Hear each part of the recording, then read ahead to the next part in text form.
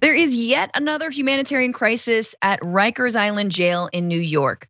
Rikers Island is currently now in the middle of a COVID crisis, as the entire country is in the middle of a COVID crisis, and that we've known that people who are incarcerated have borne the brunt of this in terms of being left unprotected and in close quarters with fellow inmates.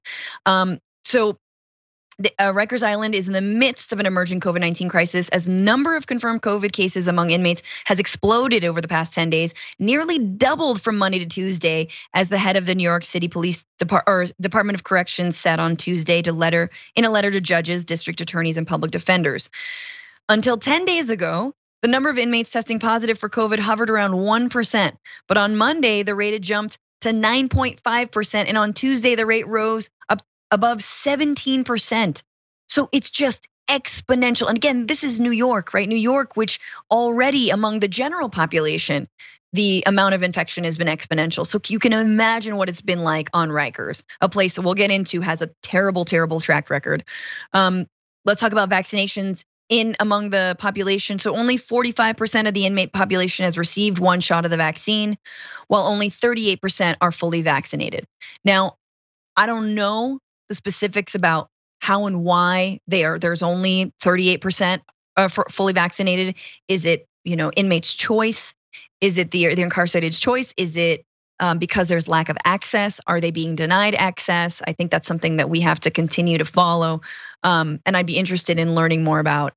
Just so you understand, Rikers gets brought up a lot. And even someone like me, I didn't understand that it was not a prison, meaning people aren't serving long sentences. They're serving short sentences. It is a jail. So a lot of folks are in on misdemeanors, parole violations, or they're just awaiting trial and they can't afford bail. It's a huge number of people.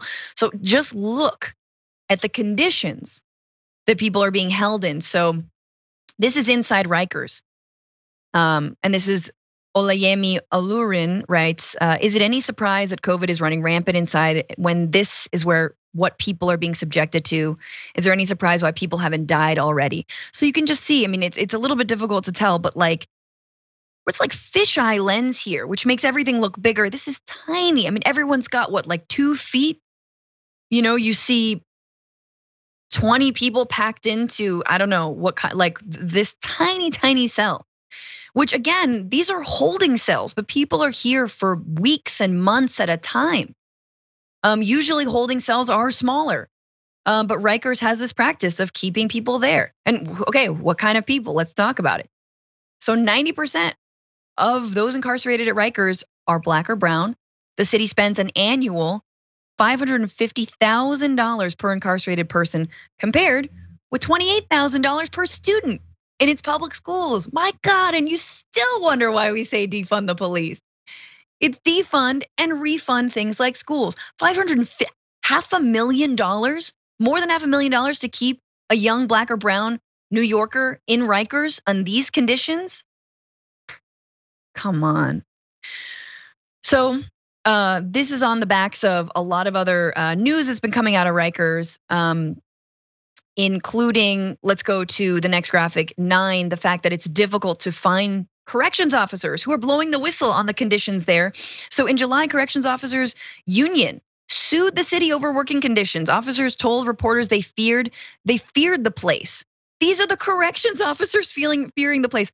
More than 90% of the staff at Rikers were people of color. Nearly half are women who endure harassment and assault. We feel like we're forgotten souls, Union President Benny Boschio Jr. said. More than 1,000 correction officers have resigned in the previous 2 years.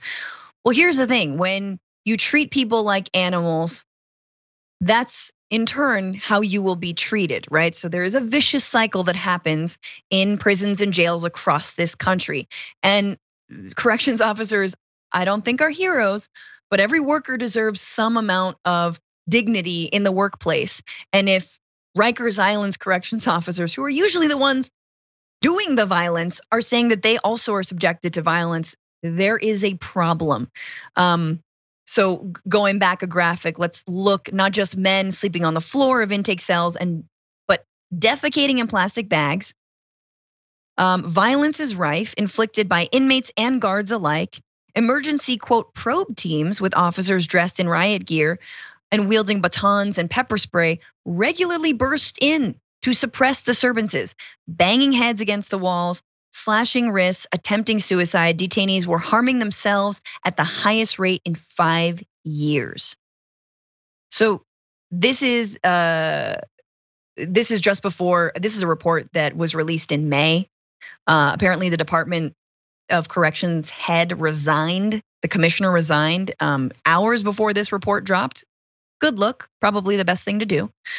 But just recently, the New York Times reported 15 people have died, which is almost feels like a miracle given those conditions and the amount of violence coming out in those conditions. The fact that only 15 people died almost feels like maybe we should recheck the numbers, but also, oh my God, 15 people died. And the New York Times has a really good story on this, talking about who those people were, what they were serving, and a lot of them were talking about nonviolent drug offenses. We're talking about awaiting trials once again. So this is why we say that we need to rethink the entire prison industrial complex, people. And Rikers, man, raise it to the ground, start over.